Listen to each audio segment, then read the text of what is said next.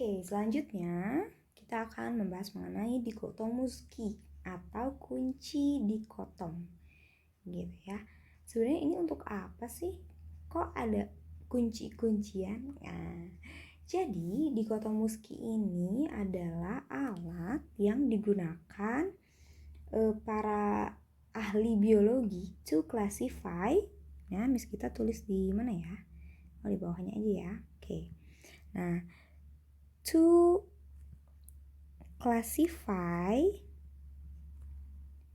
organism ya based on atau according berdasarkan to similarities berdasarkan persamaan or differences ya. Jadi akan mengklasifikasikan makhluk hidup berdasarkan persamaannya dan juga perbedaannya gitu ya, karena kan banyak banget ya makhluk hidup di dunia ini, kita tidak bisa menghafalnya satu-satu, kita tidak bisa menyamakannya juga. Misalkan contohnya misalkan ada manusia nih, ternyata manusia mirip tuh sama orang utan misalkan ya suppose it's orang utan ya, tapi kita tidak bisa menyamakan atau membedakan gitu ya.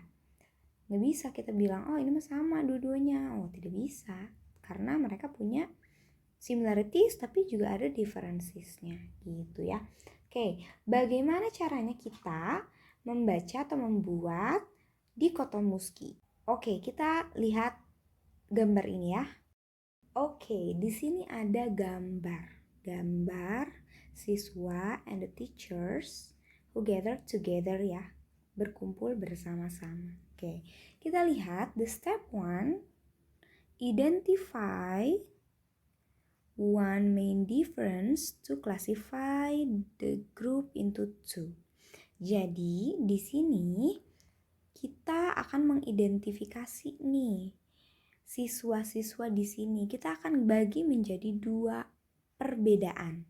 Ya, di sini jelas perbedaannya adalah they are female and also they are male.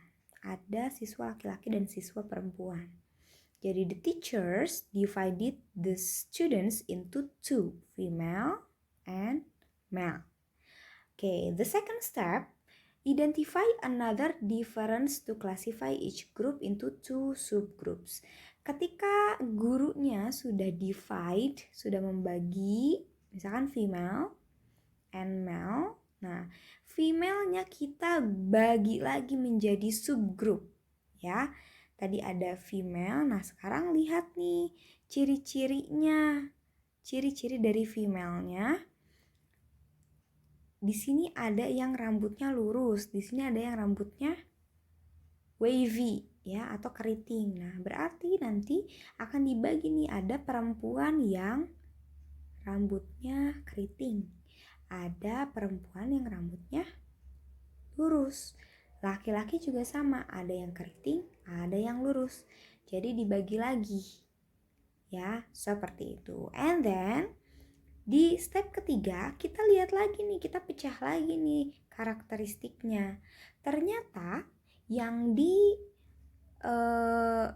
kelompok perempuan yang rambutnya keriting, ternyata ada salah satu yang pakai kacamata dan satu lagi yang tidak. Berarti this group is divided into female, wavy hair, and regular eyesight atau normal penglihatannya. Dan ada juga yang female, wavy hair, and short sight.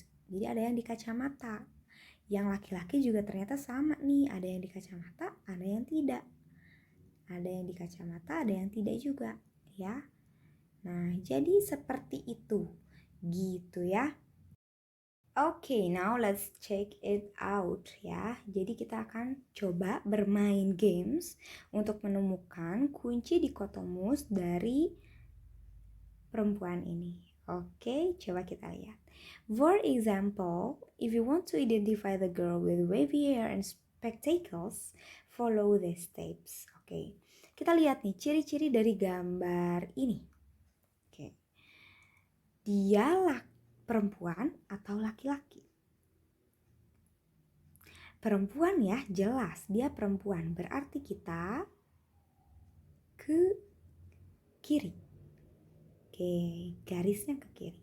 Setelah di female, kita lihat nih, ada pilihan lagi wavy hair atau straight hair. Nah, kira-kira foto ini dia wavy hair atau straight hair? Wavy hair, benar. Set. Nah, berarti kita pilih wavy hair. Di wavy hair ada pilihan lagi, ada short side, ada regular side. Jadi yang mana nih? Dia pakai kacamata atau enggak? Pakai ya. Jadi kita pilihnya yang ini.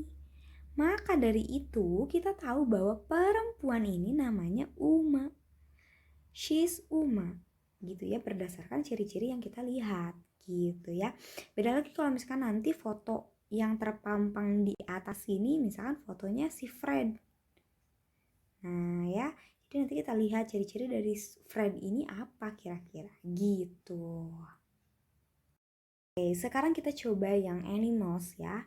Misalkan Miss Gita gambar ini. Set. Nah. Set. Terus di sininya ada ini. Oke. Kita tebak nih. Sebenarnya ini gambar apa ya berdasarkan ciri-cirinya. This is animal. Is it invertebrate or vertebrate? Punya tulang belakang nggak kira-kira? Punya ya. Oke, jadi kita garisnya ke sini. Oke, kita menemukan vertebrate. Has fin, punya sirip. Atau has fur, punya bulu yang tebal. Has fin ya, betul. Nah, kita dapat ini. Oh, ternyata hewan ini fish. Namanya fish. Oke, nah seperti itu ya cara kerja dikotomuski. Oke, kita lanjut ke contoh soal yang harus kalian kerjakan, oke? Oke, ini merupakan contoh soal ujian nasional ya. Perhatikan kunci dikotom berikut ini. Nah, di sini yang diminta itu mencari kunci determinasi kepiting. Gitu ya. Pertama, di sini kalian ada pilihan nomor 1 itu ada pilihan A dan B.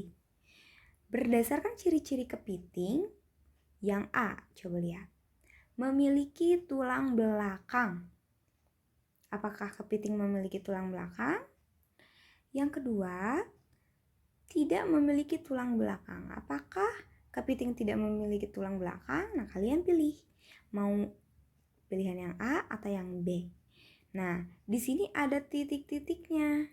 Nah, maksud dari titik-titik ini adalah ketika kalian memilih jawaban yang A, itu kalian harus pergi ke nomor 2. Gitu ya. Ketika kalian menjawab B, berarti kalian juga harus pergi ke nomor 2. Soal yang nomor 2 itu yang ini kan.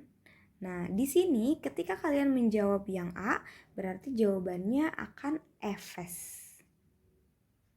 Kalau misalkan kalian menjawab yang B, berarti kalian harus loncat ke nomor 3, gitu ya. Yuk kita coba soal ini, kerjakan ya.